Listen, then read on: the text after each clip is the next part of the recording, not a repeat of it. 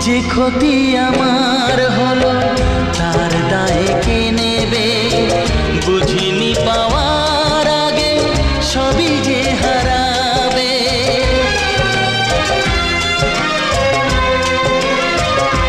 ও যে ক্ষতি আমার হলো তার দায়ে কে নেবে?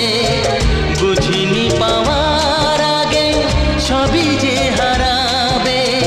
শুধু শুধু কেন দিলে মরণের সাথ? ও চাঁদ